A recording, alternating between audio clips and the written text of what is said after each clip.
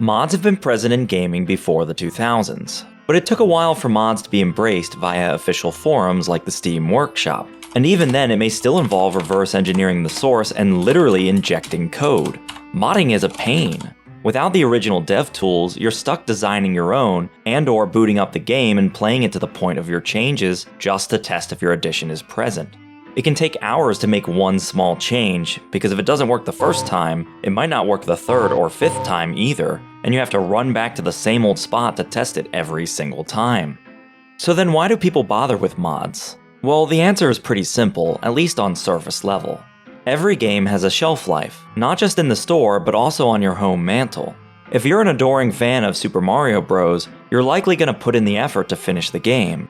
Then you might beat it again and again. Eventually, though, you're gonna see most of what this game has to offer. You're a Super Mario Bros. Master now. You can beat the whole game without losing a life. There's nothing for you to do anymore. Or is there? If you're that confident there, buddy, perhaps you could try a speedrun. Only one person in the world can hold the honor of first to achieve the world record. Well, maybe speed isn't your thing. You could try a challenge. Dare you try to beat the game blindfolded, or maybe something simpler like no eating mushrooms or stomping on Goombas. These are great options, but there is a small asterisk there. These are often metagame changes. The actual game does not care or provide feedback to your brand of challenge, and it's up to your prudence and judgment to keep in line. Oh, I'm still a pacifist. The Goomba just walked into me. That's not my problem. There's nothing wrong with this, by the way, but a forte of video games is the explicit feedback you get from it. Instead of pretending the floor is lava, you could actually remove the floor, or explicitly fail state the game when you defeat that Goomba. Simply put, mods allow you to make that edit to a game you really want to feel fresh again. A way to inject new life into an old game. With the bound baked in, you can just play. If the game allows it, you're good. No drama, no controversy, no confusion. Well, unless you're Luigi's Mansion for the GameCube. Boom. Particular mushroom.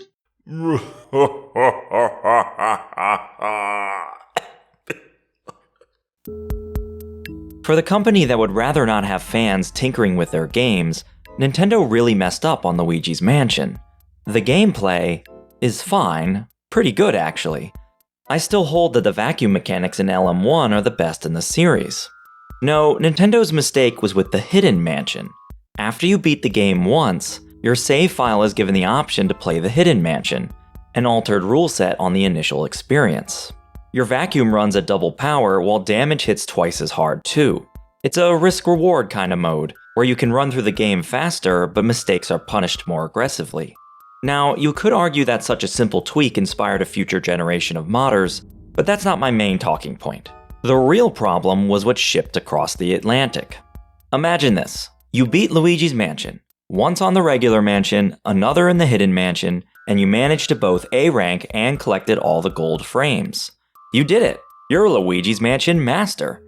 You start sharing this with anyone willing to entertain a conversation about video games, until this one kid waddles up to you and says, "Yeah, but you didn't beat the PAL Hidden Mansion. I hear it's way more difficult than the NTSC version." The huh? This kid is speaking another language. Well, it's true. You can imagine in the early days of the internet how difficult it must have been to verify this information. It really sounded like an unhinged rumor. But once it popped up on YouTube, yeah, there it is. There's no denying it anymore. PAL regions got a beefier Hidden Mansion that was mirrored, with alternate ghost layouts and amped up bosses. This is a mod.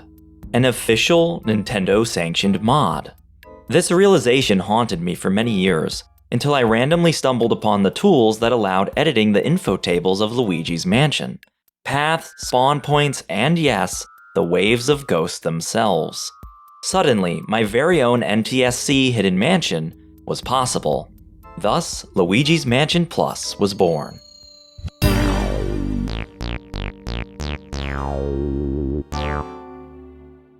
This actually wasn't my first rodeo with the Plus series, and noting the limitations, I soon narrowed my focus. Changing game code is tough. Modifying the files that the game is already coded to read is much easier. Instead of building a new mansion from scratch, Following the guide of the PAL Hidden Mansion, we should focus on wringing out as much potential as the game already had hiding within it. What combinations of ghosts never appeared in-game? Where could we hide gems that Nintendo would never dare to lodge? What additional challenge could we provide to players? The result, after too many hours, is something I'm quite fond of. The golden jewel of Luigi's Mansion Plus is the Hidden Gauntlet. Tucked away in secretive rooms during the blackout, you can engage 37 waves of enemies, bolstered beyond anything remotely familiar to the base game. You must understand the ins and outs of Luigi's toolkit to conquer this challenge, and the gold diamond reward is fittingly required for A rank. My favorite detail is the Parlor Gauntlet is the only room in history to utilize all 3 elemental ghosts. The base game introduced these adorable little wisps. Look, how cute! Once coerced out of their hiding place, they bob up and down the hallways without care until Luigi sucks their essence hostage. Now the vacuum was equipped with the power of fire, and could melt the icy souls of any frozen purple punchers. With flaming ghosts, watery variants, and a variety of puzzles, you were forced to switch between fire, water, and ice frequently. But with all the white whalers present in a single wave, it's impossible to be preemptively prepared. You have to weave around the room, avoiding the invulnerable ghosts until you consecutively grab each element and douse appropriately. It's hectic in a way the main game never gets. Alright, full health too, so that's great. Yeah, I knew this was gonna show up eventually. Where's the other one? I want to get both. Need to make sure I light both on fire. Okay, let's get water. Come on, where is it? Where's my water element? Oh. I saw the thing in the belly of that guy and I thought that was the water elemental. Whoopsies. Can we get this guy? Oh, I want to get the little ones. Little one, come on. There we go. Alright. Now we just need ice. Oh no. Yeah, that's one of the crazy things about trying to get more elements. You gotta coerce it out yet, so if it's not coerced out, then... Alright, let's cool off now. Let's all cool off and take a breather, eh? Not even the PAL Hidden Mansion indulges this unique challenge. Getting into the exploration side of things, it was a joy to shuffle the sparkling blue, green, and red gems around the mansion. Did you know? The green gem is shaped like Luigi's head. One absence I noted from the base game was the lack of drops from any of the game's hanging decor. The paintings of Luigi's Mansion are fully interactable, but they didn't drop a single thing. Well, I had to rectify that. While some gems had to retain their original placement, come on, the turkey in the oven is iconic, I had an overflowing treasure chest of fun putting gems in devious corners and hilarious baubles. And that's not even considering the Speedy Spirits. Speedy Spirits are the elusive specters that launched Luigi's Mansion into the air of mythical status. Functionally, they are similar to gems, and they often drop gems themselves. But the key difference is they are ghosts, meaning they only show up in the dark. You have to pop the hiding spot in the shadows before the room is cleared, and on top of that, you have one shot. If you miss your chance, it's gone forever. Aww. Truthfully, it's a little unfair since any furniture can have a Speedy Spirit, and asking for full alertness all the time is a bit much. But what it adds to the mythos makes up for it in my mind. Since you don't need any particular Speedy Spirit to A rank, you just need to hunt down some. And there's always a lingering mystery of how many out there are left. While most Speedy Spirits can be grabbed safely, for example, portrait ghost Lydia doesn't attack Luigi, giving plenty of space to hunt for the room's teal ghost. The feeling of danger is still present whenever the room is dark. The ghosts like to ambush from behind, after all. And so in practice, you've got one of the most hilarious pipelines a secret can have. I need to turn on the lights as fast as possible. Turns into shock when you discover your first Speedy Spirit. If you then decide to pursue these secret specters, they essentially force yourself to cultivate at least a tolerability with the dark, subtly shifting your mindset from, I'm afraid of the dark, to, I ain't afraid of no ghost. The way this game skirts the line of terrifying you while also forging you into an unflinching ghostbuster is something really special. All that is to say, you know I put those Speedy Spirits into some ridiculous locations. And then there's the blackout. As you sequentially light up every previously darkened room in the mansion, you start to feel a little relaxed. By the end of Area 3, nearly the entire mansion is glowing with safety, and you could start to settle into some comfort. And that's when it hits. The lightning, that is. Strikes the whole house, and now, oh darn, it's dark again. And I know I'm not the first person to make this joke, but this isn't your average everyday darkness. This is advanced darkness. Even in the base game, the ghosts return to their haunt with a vengeance, clogging up nearly every single room in the game. Ending the blackout is simple. Go down into the basement and flip the breaker. Except, that room is locked until you capture Uncle Grimly. I saw that mechanic and thought, let's lock some more doors. Oh yeah, if you were frightened by the blackout before, now you've got to rummage around the entire mansion again, navigating a web of locked doors and ghoulish gatherings. On top of that, there are speedy spirits exclusive to the blackout, a sinister search that only the most stalwart hunters dare to tackle. Which is why I threw the players a bone and added the Book of Darkness. Yeah, you kinda can't save the game during the blackout, so I wanted a way for players to return later, so they're not forced to do the entire thing, Hidden Gauntlet included, all at once. The fun part of that is that if you can return to the blackout whenever you want, you can access rooms in the mansion that weren't accessible the first time. And you bet I threw a couple bonuses in there for players that want that final bit of extra content. That's probably a good wrap-up point, but sorry, I want to talk about a few more things.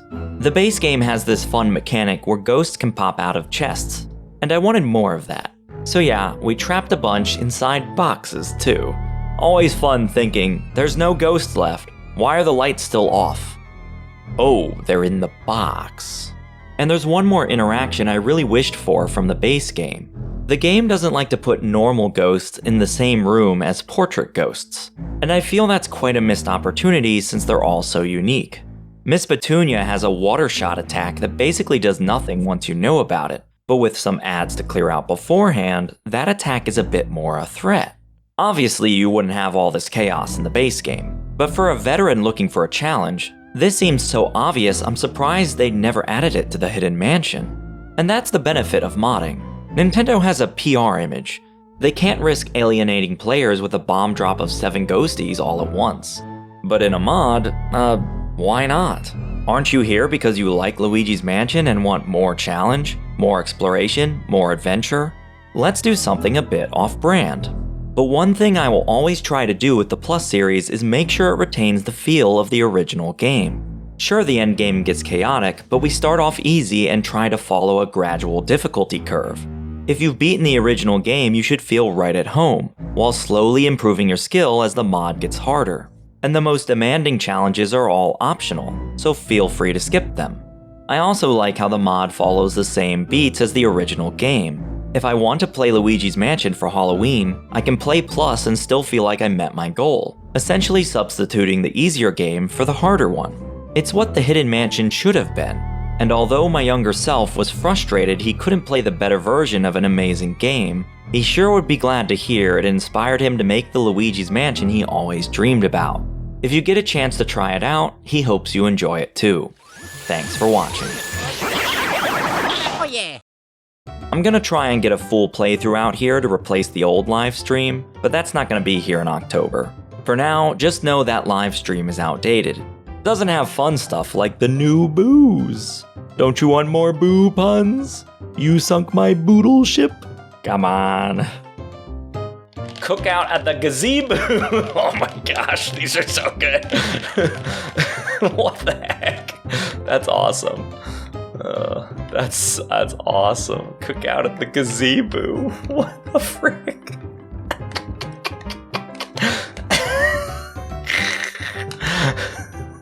Oh my goodness.